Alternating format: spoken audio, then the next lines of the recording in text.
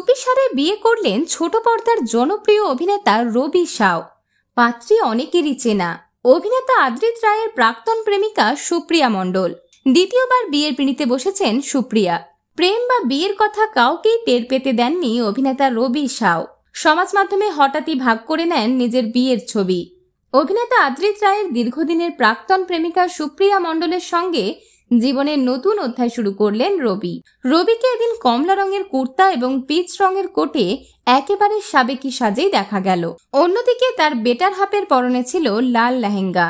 প্রসঙ্গত, আদ্রিতের সঙ্গে বিচ্ছেদের পরে বিয়ে করেছিলেন সুপ্রিয়া। সেই বিয়েতেও উপস্থিত ছিলেন অনামিকা চক্রবর্তী।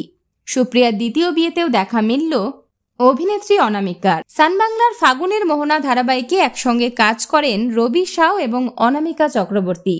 তবে কি অনামিকার হাত ধরেই রবির সঙ্গে সুপ্রিয়ার আলাপ হয়, তা অবশ্য এখনো জানা যায়নি।